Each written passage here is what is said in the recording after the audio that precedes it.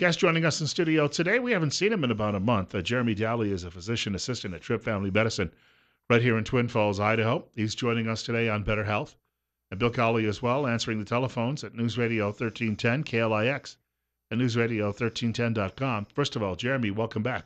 Thanks. Good to be here. I was going to say long time no see. It has been a while. Yeah. The rotation came up, though, today, and you're today's starting pitcher. So that's a good thing. Off the top, we were just talking briefly off air. You're talking about thyroid issues today, and I mentioned I've known a couple of people who've had issues with that. I don't know if we've gotten better at diagnosing this, or have we had an increase in people with thyroid issues, cancers, and other problems over the last several years. Is there any way to really figure that out? Yeah, it's interesting because historically, thyroid disease was actually a lot more prevalent. And when we look at the history of the United States, in fact, there was a big group of people in the Great Lakes areas in the 1920s that were severely hypothyroid. They had too low of thyroid hormone in their bodies, and they called it the thyroid belt. And that's one of the reasons that we actually started to iodize salt and flour in the United States, is because of that large population of the U.S. being diagnosed with hypothyroidism as a result of iodine deficiency. So it may have been just something in their own diets that they lacked, right? Exactly, and the key component there is iodine. And once we started to add iodine to the salt, we have iodized salt nowadays, and historically it was in flour. They don't do that anymore, but we still have iodized salt on the shelves today, and most salt shaker salt is iodized, and that's one of the main reasons that we iodize the salt. How important is the thyroid? I mean, what is its job really in the human body? It's a great question. So it actually is key to our whole metabolism. When the thyroid is not functioning, then we see a really huge decline in the way people feel as far as energy levels. Weight gain is a really common symptom. Usually, 10, 15 pounds of weight gain. We see people have changes in their mood. People tend to feel a little bit more depressed when they're having low thyroid levels. Their digestive system slows down. We see skin, hair, nail changes where they become more brittle and dry. So there's a large amount of things that change when the thyroid isn't doing its job. Now, there are treatments, right? If somebody has a thyroid that's underperforming, that obviously will probably work very, very well. Oh yeah, it's really just one, figuring out that it's actually not working, because a lot of people, they come in, they say, I'm fatigued. I have a sister or my mom has hypothyroidism, and they usually say low thyroid or thyroid problems. But we can do a quick blood test, and we usually get the results back within 24 hours, and we can say you are or you aren't having problems with your thyroid, and if they are, then it's usually just replacing the hormone that's missing. Now, is there a hyper version as well where it overperforms? Yeah, there is actually. It's a little bit more rare, but some people know it as Graves' disease. I don't know if you've heard of that before. It's a long time ago. Yeah, and Graves' disease is one of those diseases that has a few hallmark features that people can recognize very easily if they're looking for it. One of those features is called exophthalmosis, and basically what that is protrusion of the eyes. So eyes start to kind of work their way out, and they look like they're bulging. And so that's one of the first features that people start to see. Weight loss is very common with that. Feeling like you're always warm, or everyone else around you is okay temperature wise, and you're feeling like you're always sweating and warm, and feeling things like palpitations, your heart's beating too fast. So those are some of the really key components. Weight loss is a big one, and high energy levels. So sometimes people aren't, they don't like to find out that a disease is causing them to have all that energy. So it's tough for people actually sometimes. A lot of people out there probably, though, when they have some of these features, symptoms, they today they go to the internet and they start looking things up. But these could be symptoms of a number of things, not just hyper or hypothyroidism. And probably your recommendation is Don't self-diagnose. Have somebody in the medical business take a look at you. Yeah, yeah, I think that that's almost always the case because you can go to places like WebMD and do a what they call a symptom check around there, and by the time you narrow it down to 3 or 4 diagnoses, it's at least cancer. One of them is at least cancer, and the other ones are usually what we call zebras, things that you don't see very often in the medical field. And so people they come in really concerned about these particular diagnoses, and Overstressing, maybe. yeah, exactly. When it takes a short consult and we talk about some of the things that they're dealing with and do a quick blood test a lot of times, and we can put their mind at ease. We've got more coming up with Jeremy Dalley. He's a physician assistant at Trip Family Medicine here in Twin Falls, Idaho. He'll be with us until 9 o'clock this morning, and we're talking about thyroid issues today. And if you've got a question or comment, feel free to give us a shout after the break. The telephone number, if you haven't jotted it down yet, I think most of you have, but it's 7360300. And we'll have more coming up in just a couple of minutes. Right now, it's 8:40 and it's 54. Bill Colley with you as well on News Radio 1310 KLIX and newsradio1310.com. We're talking better health with Trip Family Medicine today. Jeremy Dalley, physician assistant, in the studio with us. We have a caller, and caller, I'll get to you in just a moment. I just wanted to point out we're talking about thyroid issues. Telephone number is 7360300. That's 7360300. And caller, thank you for your patience. You're up next. You're on the air. Hello. Hello. Hey, I know you're talking about thyroids, but Dr. Jeremy just happens to be my doctor, and he'll know who this is because I got nothing but love for Trip Family Medicine. They helped me out in a situation where I was having stroke symptoms, and I just wanted to let everybody out there know that, Dr. Jeremy, I really, really love you, man. You Yeah. helped me out. He knows who it is because he's a secret Raider fan. So I was just at the office and talking to the ladies, and they told me that you was on the air, and I just had to call, and everybody should go see Trip Family Medical. They're the best. Probably saved my life. So, Hey, Dr. love you, buddy. Jeremy, Dr. Jeremy, I love you, man. Hey, love you And too. Isn't that a great testimonial? I appreciate it. We don't get those often enough. And we were talking during the break about different thyroid issues, and you mentioned that sometimes it's genetic.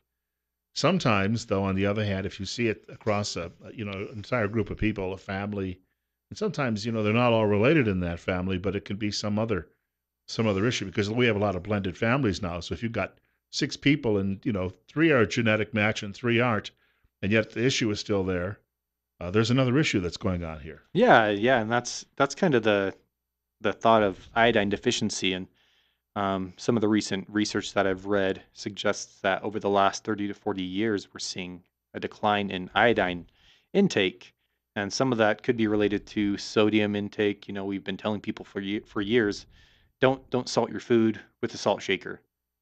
Keep the sodium levels down, and that's true for a lot of people, especially if you have high blood pressure. Then we want you to be really conscientious of sodium intake. However, a lot of people aren't getting sufficient amounts of iodine on a regular basis. So, salt that's iodized is a great way to get it. Other sources are things like seafood tends to have it. Dairy products tend to have iodine in them. And so if you're not eating a lot of those types of foods, there's a chance that you could be deficient in iodine. That being said, in the US, it's really a rarity that we find people that are iodine deficient, and that's the cause of the hypothyroidism. Seems to be the biggest cause is what's called Hashimoto's thyroiditis, which is an autoimmune disease where the body essentially attacks the thyroid and renders it useless. It's not able to function anymore and create the hormones that we need, specifically T3 and T4, the names of the hormones. Got to be difficult for people because we have had that message for 30 to 40 years to reduce salt intake, but there's obviously a proper level, but it's not necessarily, I might have a different proper level than you would, let's say, and it's going to differ from person to person. So we really don't have you can't go in and sit down at a restaurant, look at a sheet that says, have this much. there's nothing like that available. So it's really just guesswork on the part of most patients. Yeah, it is.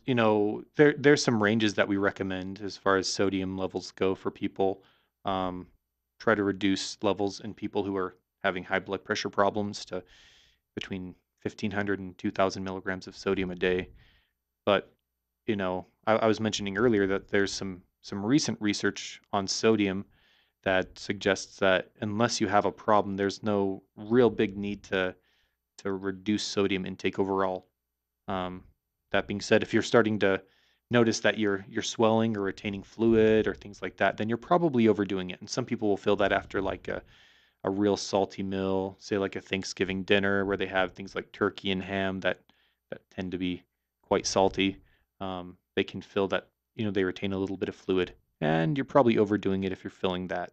But most of the time, if you're just you're conscientious of how much you're eating, uh, portion wise, and you're not over salting things, you're probably going to be okay. How common is the thyroid issue in this country? So some of the statistics say that it's about 2 to 4% of the population that deal with thyroid issues. Um, that being said, it really is more common in women. It's about a 10 to 1 ratio women to men. So it's far more common in women. And so we typically think when women come into the clinic, we have a couple of things that we think of when they're saying I'm fatigued, I'm not feeling right, I'm just feeling like I can't catch up. We think, it could be anemia. That's a real common cause of those symptoms in women, but definitely thyroid disease is within our differential diagnosis there. I, I, you mentioned that I've only known two people who've had an issue with it where they've had to have it removed, and they were both women. That's a low figure, and that's not a good sample size to make any conclusions out of that. But what happens to people after they actually have to have that done? Because obviously it's a terribly important part of regulating our daily lives. And when it's gone, how do people actually make up that? How do you replace that? Yeah, essentially, it's kind of the same thing as what I mentioned earlier, the Hashimoto's thyroiditis, where even though you have a thyroid gland present still, because your body's attacked it and destroyed the functional cells of the thyroid, it's useless. So when women have, or men for that matter, when they develop problems like thyroid cancer, or they have Graves' disease where you have an overactive thyroid, then and it needs to be removed at some point. We treat it the same. We give a supplement of a medication called levothyroxine. Synthroid is the trade name for it, and that's the most common treatment for it. There's all sorts of others. There's something called Armour Thyroid, and basically different formulations, but essentially it's the same thing. It's replacing those hormones in the body. When we hear the word cancer comes up, and you mentioned earlier that you don't want to frighten people or make them too stressful.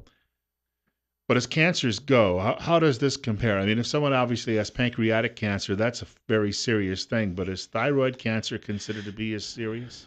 Not No, compared to pancreatic cancer, definitely not. I mean, cancer is not good no matter where it's at, and any cancer left um, undiagnosed or untreated for a long period of time can be essentially deadly.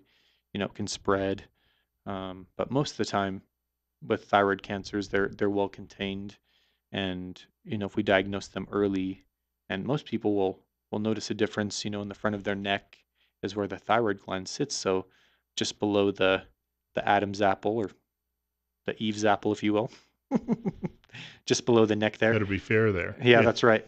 Um, then if you feel like a hard knot or a lump, something that maybe feels like a rock or a marble, then it needs to be checked out. And we can ultrasound those, and sometimes we'll even do a biopsy after we do an ultrasound, and that helps us to diagnose whether or not it's just a thyroid nodule, which isn't anything that needs to be removed, or a thyroid cancer. Sometimes, and I assume that there's issues with the thyroid that are not related though to cancer, but there could be other things growing there. People have had fatty tumors. Obviously, would I don't know that you'd see one there, but have there been other issues where something impacts on it and it creates the hypo or hyper situation. So like another tumor or something in the area that maybe Right, reduces something in blood the supply. area. Yeah. There's always a chance there could be. That's not anything that I've seen a lot clinically or at all clinically. I mean, sometimes people will get other neck masses, and there's a chance that they could cut off blood supply to the thyroid. Probably the other thing that we see really commonly is, well, not commonly necessarily, but is definitely within the realm of possibility, is changes in the pituitary gland in the brain. That's where one of the thyroid hormones come from as well. It's kind of like the beginning of the actual production of thyroid starts in the brain. It's a signal that tells the thyroid to get to work. And sometimes when the pituitary gland has a tumor, or sometimes women will have damage to the pituitary gland after pregnancy or giving birth. Um, we can see hypothyroidism result because of changes in the pituitary gland in the brain. So it's it is a complex um, process as far as how the whole thyroid system works. We kind of focus on some of the basics because those are the things that we see more commonly, but there are other varieties of causes. It's 8:53. Jeremy Dalley, physician assistant, is our guest from Trip Family Medicine right here in Twin Falls, Idaho. We should point out, located on Fillmore Street on the north side of the city, directly across from the main post office, and still looking for new patients. What's the telephone number if someone has a need to find someone to take care of them? It's 933-4400. And yes, we're happy to take new patients. We love meeting new people and having new people come into the office, and we really pride ourselves on making people feel like they're in a comfortable environment, from the front desk staff all the way to the back. We really pride ourselves on taking care of people. Dr. Tripp has mentioned in the past that he has some background in cosmetic areas. The one thing I've noticed with people who've actually had to have thyroid removal or surgery done is that the scar is very visible. I've got a scar on my back where I had some surgery done. No one can see that. It's always covered up under a shirt. But if you're walking around in public, it's very difficult to cover that scar right at the bottom of your throat. So there's a lot of folks out there, I'm sure, are very concerned about that. Because it becomes more of a our health is all intertwined, right? So mental health, wellness, and everything else has to feed into this or factor into this at some point too. Yeah, definitely. We worry about that, and really, it's difficult sometimes to reduce scars or prevent scars from happening, especially in that area.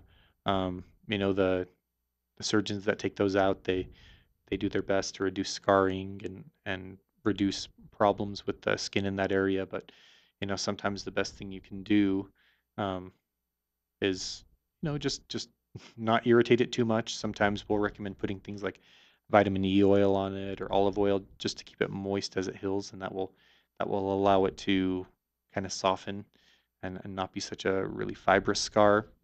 Sometimes if a scar is really, really prominent, we'll do injections on it just to reduce the um, kind of the inflammatory look to it, and it will make it look a little bit more flat and not so visible. So there are things that we can do cosmetically to reduce scarring when it comes to like a thyroid excision.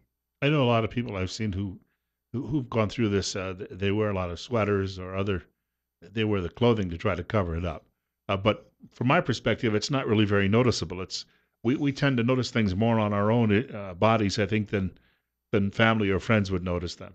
Yeah, I think that's just kind of the nature of being people. We tend to be self-conscious about things that other people really don't care about, and it is understandable, and you know we have to think of it from a perspective of a scar is not ever something that we want to have, but in the grand scheme of things, if that scar allows us to live a healthy life and basically prolong our life, then I would say it's worth it in most cases. So it's kind of the cost benefit analysis of having the scar versus a disease process. So it's it's a tough thing, but at the same time, it's amazing. I think that we can take care of those things, and people can live long, happy, healthy lives because of modern medicine. You mentioned how people are attuned to their own more so because you're looking at yourself in the mirror every day. the old Andy Rooney joke was, we all think we look different with our glasses on, but he said, your family and friends think you look the same with or without them. I think that's exactly right. So we want to point out quickly again the contact information at the office. Yeah, so come see us at 1411 Fillmore, across from the post office. You can get a hold of us at 933-4400, and come see our Facebook page. Get to know a little bit about our office and some of the people that work there. We try to post information about all of our staff. You know, we love our staff, so we're happy to talk about them and brag about them. And I always would have thought that Jeremy Dalley would have been a Denver Broncos fan, but I don't know about the closet Raiders fan, but for him, I think I will. yeah, well, Jack Del Rio's a good guy. Yeah, So yeah. he certainly got a lot of guts when it comes to certain play calls. We had a guest yesterday, by the way, in studio in the second hour of the program who was not a Broncos fan. And I asked one day, and he told me because John Elway is insufferable. So I guess that answers that question, why people might have different tastes in football. But anyway, I want to thank you for coming by today. Good to be here. Don't be a stranger. We'll see you again soon. That sounds great. We've got 9 o'clock news on the way in just a moment. Bill Colley with you too as well. On News Radio 1310 KLIX and newsradio1310.com. 1 hour of our program still ahead. Just after the news at 9 o'clock, we'll be joined by Lee Stranahan. He's working with a local community group that hopes to make some changes here in our community, here in Twin Falls. That's on the way in just a few minutes.